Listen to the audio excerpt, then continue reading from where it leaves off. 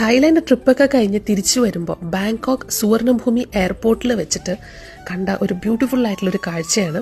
ഇവിടെ പാലാഴി മഥനം ഇതുപോലെ റെപ്രസെൻ്റ് ചെയ്ത് വെച്ചിട്ടുണ്ടെന്ന് അറിയാമായിരുന്നെങ്കിലും ഇത് കണ്ടപ്പം ശരിക്കും ഒരു ഓവർവെൽമിങ് എക്സ്പീരിയൻസ് തന്നെയായിരുന്നു കേട്ടോ. വളരെ മനോഹരമായിട്ടാണ് ഇതിവിടെ സ്കൾപ്ചർ ചെയ്ത് വെച്ചിട്ടുള്ളത്.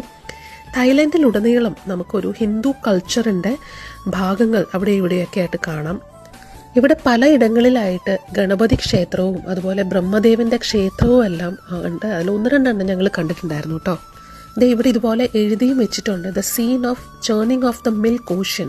അത് ഇംഗ്ലീഷിലും അവരുടെ ഭാഷയിലും എല്ലാം എഴുതി വെച്ചിട്ടുണ്ട്. എയർപോർട്ടിലൂടെ പാസ് ചെയ്യുന്നവരെല്ലാം ഇവിടെ വന്ന് ഫോട്ടോ എടുക്കുന്നത് കൊണ്ട് തന്നെ കുറച്ച് ക്രൗഡഡ് ആയിരുന്നു. പക്ഷെ എന്നാൽ പോലും ഒട്ടും മിസ് ചെയ്യാൻ പറ്റാത്ത ഒന്ന് തന്നെയാണ് കേട്ടോ ഇത്. ഇവിടെ വളരെ കൃത്യമായിട്ട് നമുക്ക് പാലാഴി മഥനത്തിന് ഉപയോഗിച്ചിട്ടുള്ള വാസുകി സർപ്പവും ഒരു ഭാഗത്ത് അസുരന്മാരും ദേവന്മാരും പിന്നെ ഇതുപോലെ മഹാവിഷ്ണുവിനെയും കാണാം കേട്ടോ.